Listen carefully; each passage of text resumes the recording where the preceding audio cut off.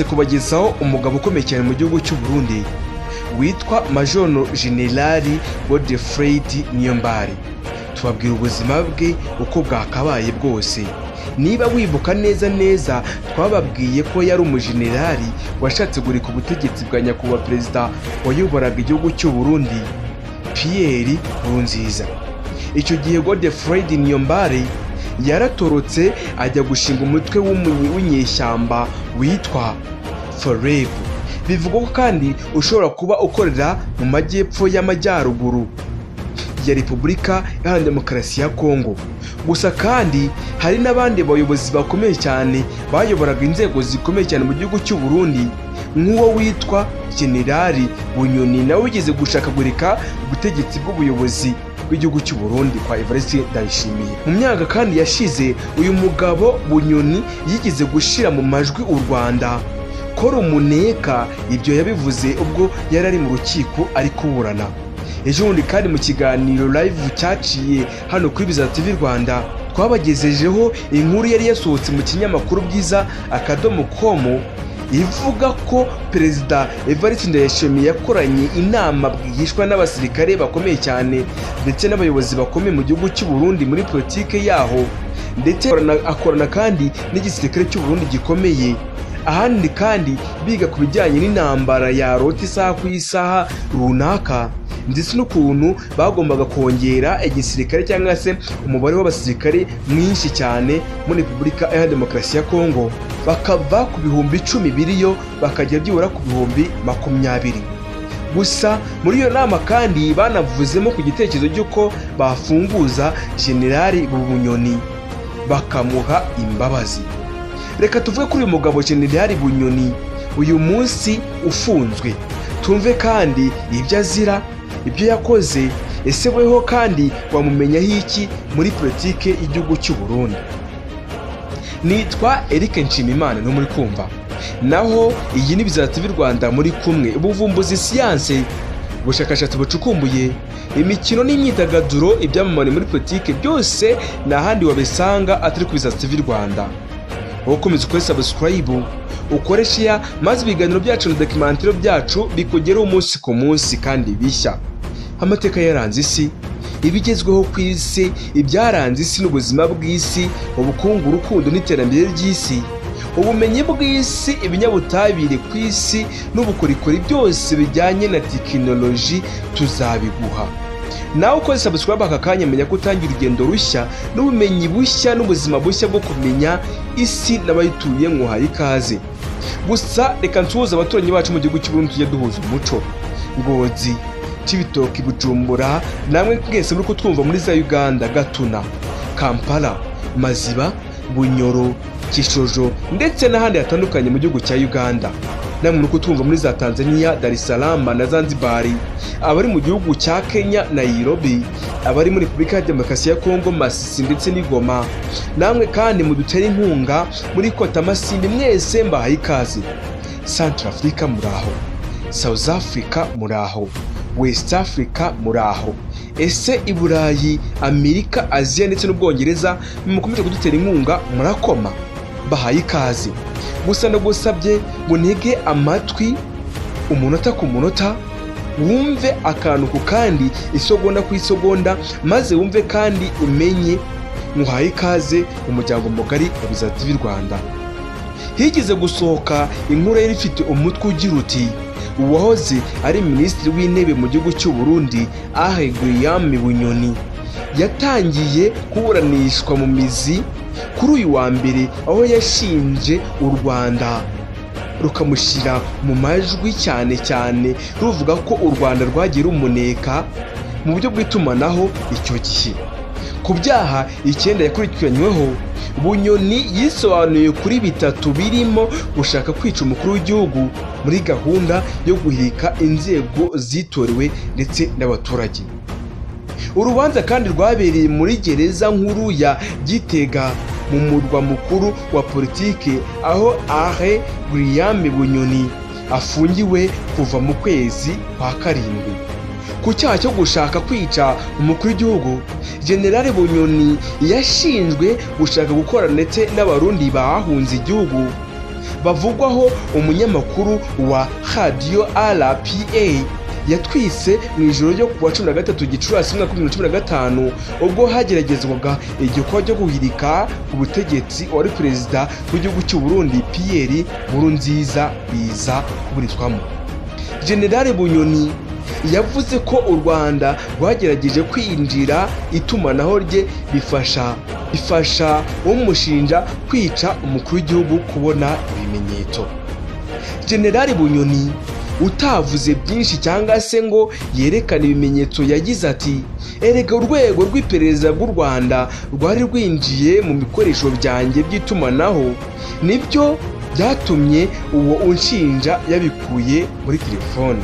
Ibyo byaha kandi 9 ni nabyo perezida w'u Burundi uriho wasimbuye Pierre Nkurunziza Evariste Ndayishimiye arimo akorana n'inama ya rukokoma yo kureba uko yahabwa imbabazi agafungurwa. Ese uretse kuvuga iby'ufungwa n'ifungura kuri uyu mugabo ubundi wakibaza uti ninde, ni muntu ki, ese muhuye n'iki wamwibukiraho, haba weho uri mu Burundi, Uganda, u Rwanda, Tanzania, Kenya cyangwa se Repubulika ya Demokarasi ya Kongo uri kumwibazaho?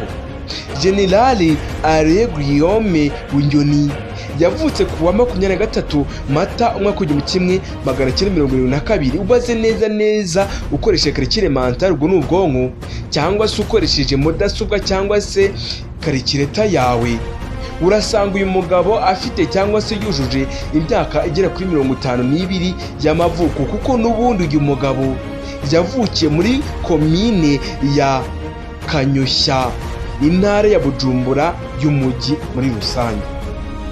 Uyu yarize kandi yarasomye, yize amashuri ya kaminuza muri kaminuza nkuru y'u Burundi ayerangiza mwaka 1994, ariko ntiyitabira imihango yo kwakira impamyabumyenyi yari yakoreye kubera ko yari yaragiye mu nyishyamba za CNDD-FDD zarwanyaga ubutegetsi nyuma y'urupfu rwa perezida Melchior Ndadaye. Ubwo yageraga mu ishyamba, General Alain Guillaume Bunyoni yazamuwe mu ntera ikomeye cyane ku buryo bwihuse, ndetse kandi aza no kuba umwe mu bikomezwa bya CNDD-FDD nyuma ya perezida Nkurunziza. Ubushobozi bwe kandi mu gupanga no kuyobora urugamba byatumye abona ipeti rya generali mu mwaka wa 2001 CNDD-FDD ikiri mu ishyamba. Mu mwaka wa 2003 CNDD-FDD hamwe n'indi mitwe yarwanyaga ubutegetsi bwa Petero Buyoya yashyize umukono ku masezerano yo guhagarika intambara na leta y'u Burundi, maze hagati y'umwaka wa 2004 ndetse n'umwaka wa 2005 General Bunyoni abaye umuyobozi wa polisi y'igihugu kugeza umwaka wa 2007. Akiva kuri uwo mwanya kubera mu mwaka wa 2007 General Alain Guillaume Bunyoni yagizwe minisitiri w'umutekano mu gihugu, aza kuva mu mwaka wa 2011, ariko mu mwaka wa 2015 yongera kuwusubizwaho ageze mu mwaka wa 2020 n'ejo bundi.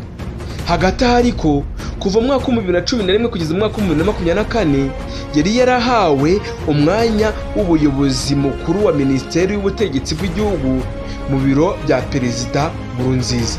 Kuwa 23 Kamena mwaka wa 2020 ubwo Perezida Evariste Ndayishimiye yajyaga ku butegetsi asimbuye Petero Nkurunziza, mu Burundi hongeye kwemezwa ko hasubiriweho umwanya wa minisitiri w'intebe wari umaze imyaka 22 yose warakuweho, maze General Alain Guillaume Bunyoni ahita aba minisitiri w'intebe w'igihugu cy'u Burundi, aba minisitiri w'intebe w'igihugu cy'u Burundi wa 8.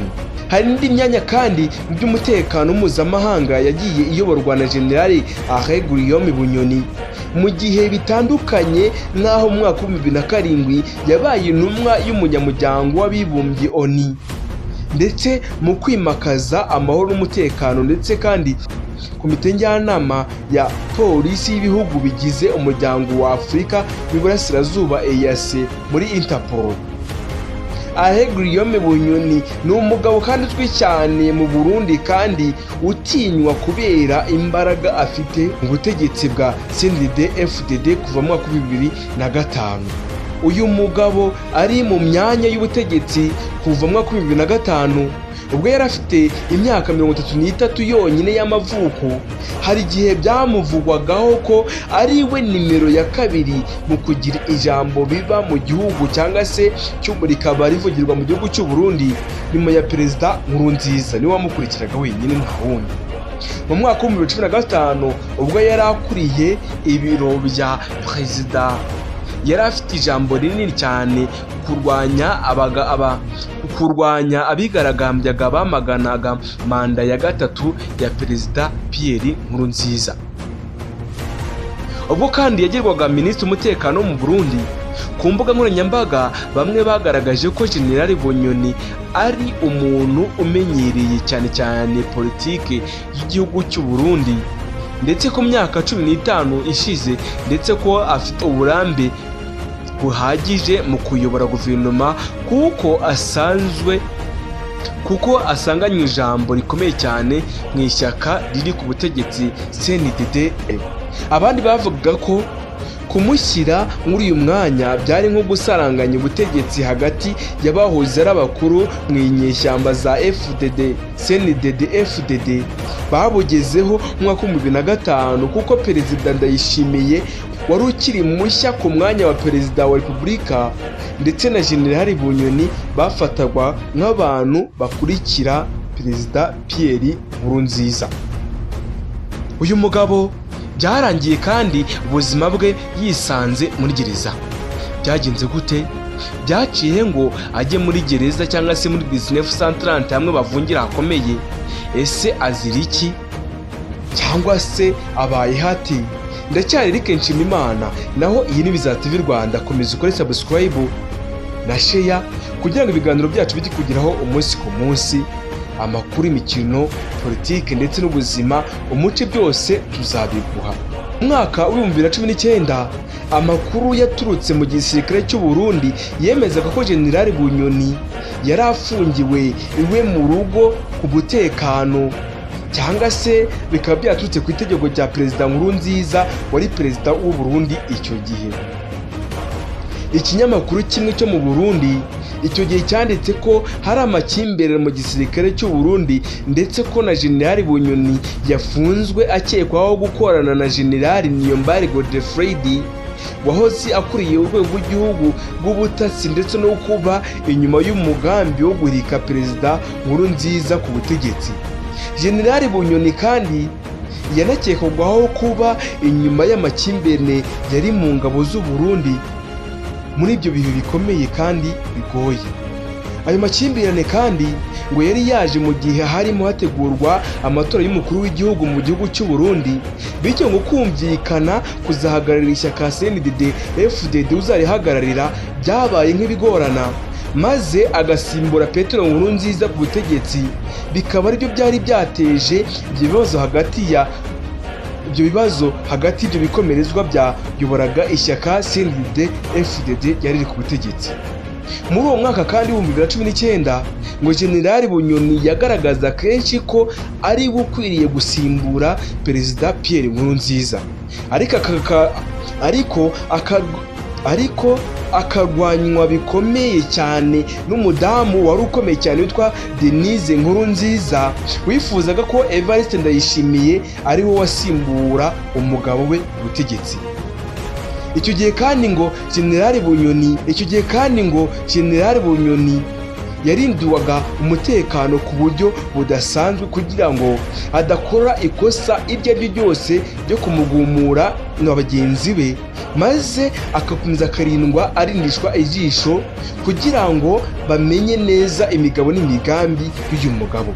Ibyo kandi byabitewe n'uko yari yaramaze kumenya ko muri CNDD-FDD hari abarimo kumurwanya kugira ngo nazabe perezida, harimo na Denise Nkurunziza. Maze kuwa 7 Kanama umwaka wa 2022 Perezida Evariste Ndayishimiye yahisemo kwirukana General Alain Guillaume Bunyoni ku mwanya wa minisitiri w'intebe kubera kumukekaho akagambane kagamije kumuhirika ku butegetsi amusimbuza Gervase Ndirakobuca. Uyu kandi Gervase Ndirakobuca ni nawe minisitiri w'intebe uriho n'ubu ngubu.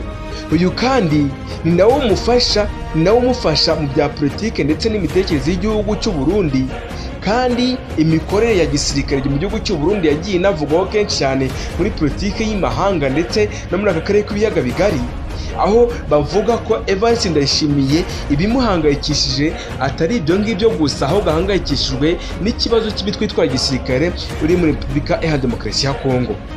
Nitwa Eric Nshimiyimana, ndagushimiye, nta yindi nteguza naho ubutaha.